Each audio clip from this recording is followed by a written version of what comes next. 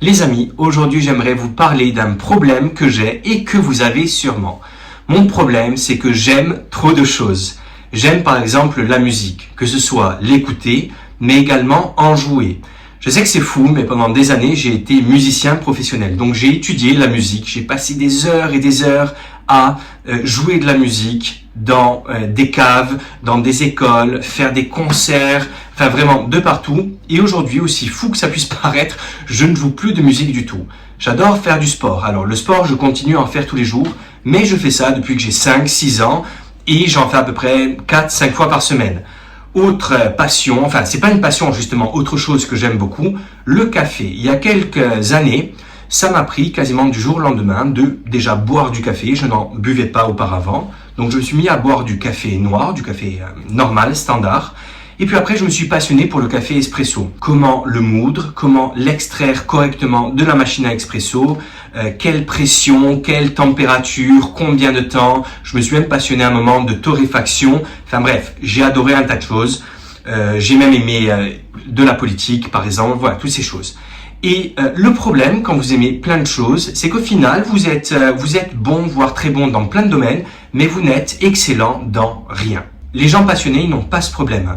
Eux, ils n'aiment qu'une chose, leur passion, et ils se mettent à fond là-dedans. Et j'en ai rencontré dans ma vie des gens passionnés. Par exemple, il y avait ce gars, batteur, qui donc adorait la musique et qui adorait tellement la musique que je ne pouvais pas avoir une conversation avec lui, manger au resto avec lui, faire quoi que ce soit avec lui qui ne soit pas de la musique, sans qu'il tape un rythme, un groove, que ce soit sur ses jambes, sur un coin de table, avec son stylo. Et je trouvais ça chouette parce que j'aimais la musique moi aussi. Mais parfois je le trouvais un peu bizarre, vous voyez, parce que moi j'arrivais à me concentrer, j'arrivais à parler d'autre chose que de musique. Je pouvais parler de sport, de politique, je pouvais parler d'actualité, de choses qui se passaient dans le monde.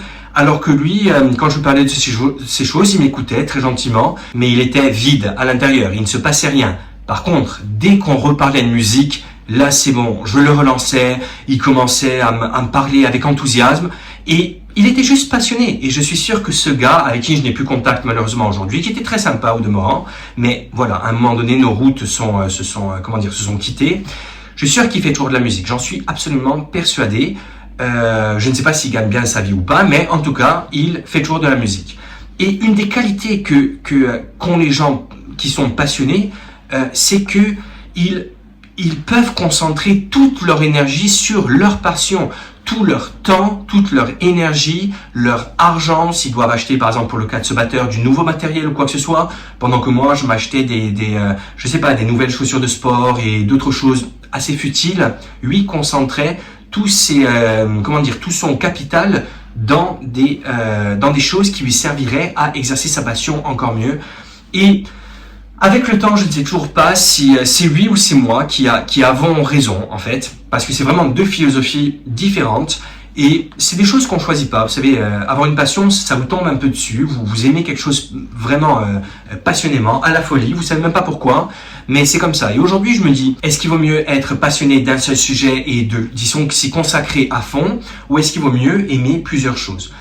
Autre gars passionné, et ça c'était beau, c'était un gars qui avait au moins, 75-80 ans, un vieux en gros, je dis ça sans connotation péjorative, sachant que j'adore les vieux. Je discute souvent avec des hommes vieux, des hommes qui de préférence ont accompli quelque chose dans leur vie, ont une passion, et d'ailleurs ce qui est un peu marrant avec moi, c'est que je côtoie pas mal de vieux, qui sont très intéressants, mais en même temps je travaille avec beaucoup de jeunes et moi je suis au milieu avec mes 40 ans et donc c'est assez marrant en fait de voir ces deux générations s'opposer, parce que parfois je me rends compte que il y a certaines personnes âgées qui ont beaucoup plus de vie à l'intérieur d'eux-mêmes, ils ont cet œil qui pétille, c'est cette passion qui les pousse en fait à parler de ce qu'ils aiment avec entrain, avec bonheur, alors que parfois quand je côtoie des gens qui ont 16, 17, 18 ans, ils sont, je veux pas dire morts intérieurement, mais ils sont vides.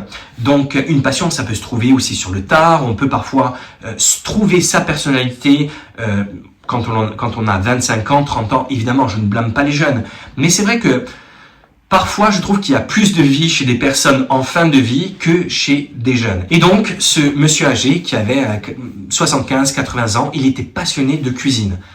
Les gars, quand je vous dis passionné de cuisine, c'est vraiment, il se levait le matin, il est mort, c'était quand, l'an dernier malheureusement.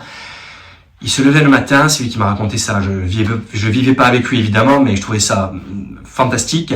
Donc il se lève, première chose à laquelle il pense, c'est qu'est-ce qu'il va faire comme recette, qu'est-ce qu'il va essayer comme nouvelle recette le jour même.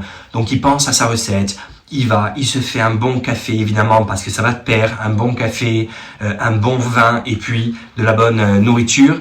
Et ensuite donc vient le temps d'aller au marché, d'acheter ses produits et ensuite d'expérimenter sa recette et souvent son bonheur. Et j'ai eu cette chance d'être convié pas mal de fois chez lui, c'est d'inviter des gens pour leur faire tester sa nouvelle recette. Et c'était vraiment à chaque fois un moment de fête, un moment où il partageait sa passion, ce qu'il avait fait, pourquoi il avait, j'en sais rien, cuit les carottes comme ça, comment il avait, à quelle température il avait fait cuire la viande, combien de temps, etc. Enfin, je trouvais ça fantastique.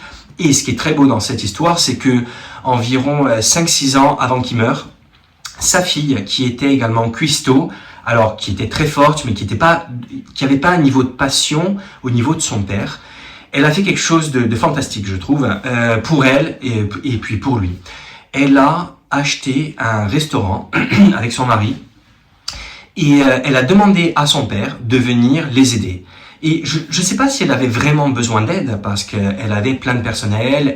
Elle-même et son mari étaient tous les deux des chefs. Donc ils avaient déjà bossé en resto avant. Donc je pense qu'ils auraient pu faire sans leur père. Mais je pense que l'idée de cette fille, c'était d'inclure son père avant que celui-ci décède, parce qu'il était déjà très vieux à cette époque, et de lui faire, en fait, de lui redonner cette joie de se lever le matin et d'avoir un but, d'accord, un but, parce que ça, parfois, c'est la pire des choses lorsqu'on est âgé, c'est que l'on n'a plus de but dans la vie. On se lève, on a la retraite qui tombe, les enfants sont partis. Je veux dire, on sait qu'on va mourir dans pas très longtemps, donc voilà, on se lève, on lit le journal, on vit sa vie, puis on meurt. Et en fait, elle lui a redonné, je pense, quelques années de vie, en tout cas quelques années de passion qu'il a pu exercer. Et d'ailleurs, ce qui est magnifique dans cette histoire, c'est que ce gars a pu aider sa fille et son mari, donc à placer le restaurant à un niveau très élevé. Et bref, il est mort l'an dernier et il a laissé un héritage absolument magnifique, que ce soit dans la ville où ils ont créé le restaurant. En gros, il a donné ses lettres de noblesse à ce resto et je trouvais l'histoire absolument fantastique. Et des gens passionnés, j'en ai rencontré des tas dans ma vie et je dois dire que j'ai toujours été secrètement jaloux de leur passion parce que c'est des gens qui étaient heureux. Ils font ce qu'ils aiment. Pendant que moi, je me prenais la tête à savoir si j'allais faire ça ou ça, de la musique, du sport, ou coder des sites internet, ou monter ou créer d'autres entreprises, ou investir dans tel truc. Eux, en général, ils investissaient pas. L'actualité, ils s'en foutaient. La seule chose qui les intéressait, c'est leur passion. Et là, on touche peut-être, je pense, au seul problème d'être passionné. Je pense qu'il y a deux problèmes d'ailleurs. Le premier problème, c'est que, en général, les gens passionnés par quelque chose, ils mettent tellement de temps, d'énergie dans ce sujet, cette passion, que, en fait, ils sont très faibles dans tous les autres domaines. C'est-à-dire qu'en général, si je prends l'exemple de de mon ex-pote, de la connaissance du gars avec qui j'étais, que je ne vois plus, ce gars adorait la musique, comme je l'ai dit. Mais dès qu'on parlait un peu d'actu, dès qu'on parlait un peu de sport, dès que je lui demandais d'aller faire du sport avec moi ou avec nous, parce qu'on était plusieurs, dès que je demandais quoi que ce soit qui soit pas dans la musique, il était juste nul. Évidemment, faire la cuisine chez lui, il n'y pensait même pas, il savait même pas se faire des pâtes. Bon, ça c'est quand même le mauvais côté d'être passionné, c'est que vous mettez tout, en fait, vous allez all-in dans votre passion. Et le deuxième inconvénient d'être passionné à ce point, c'est que si un jour votre sujet de prédilection, votre passion dans lequel vous bossez se fait disrupter, c'est-à-dire qu'il y a un gros bouleversement, comme avec par exemple l'intelligence artificielle en ce moment, qui fait que vous pouvez plus exercer votre passion, en tout cas vous pouvez le faire, mais elle a été vraiment, chamboulée. Prenez par exemple, sur Internet, vous avez beaucoup de copywriters, c'est les gens qui écrivent des textes pour des sites Internet, des textes de vente. L'intelligence artificielle leur fait beaucoup de mal. À l'époque de l'imprimerie, je sais pas si vous vous souvenez, mais tous les imprimeurs gagnaient beaucoup d'argent. J'en ai connu un d'ailleurs qui avait une super maison, qui avait sa propre maison d'édition. Et puis au moment où on est passé vraiment à l'internet, aux e-books et au contenu en ligne, je sais qu'il a morflé jusqu'à en faire faillite. Et ce gars était passionné de livres et de littérature et même carrément d'impression de livres. Donc ça, ce sont vraiment les inconvénients. Maintenant, si je dois parler des gens comme vous et moi, les gens ordinaires qui aiment pas mal de choses mais qui n'ont pas de passion précise, je dirais que notre qualité, c'est de pouvoir parler de pas mal de choses. Si vous êtes dans une soirée, vous pouvez parler des dernières actus, de ce qui s'est passé en sport. Si on vous demande votre avis sur un plat ou sur un vin qu'on vous a servi, vous pouvez dire quelques mots parce que vous y connaissez un tout petit peu. Si on vous demande ce que vous pensez de l'opéra, vous pouvez peut-être citer quelques opéras. Donc, en gros, vous pouvez être quelqu'un de très sociable, je sais jamais comment on dit. Mais le gros problème, c'est qu'en général, on fait un travail dans la vie qui nous plaît, plus ou moins, mais pour lequel on n'est pas passionné. Et c'est beaucoup plus difficile de se lever le matin, de se motiver pour aller bosser, pour donner plus. Et en tout cas, moi, je vois ça vraiment comme un très gros problème. J'y pense chaque jour. J'essaye, pour tout vous dire, mais je pense pas que ça marchera.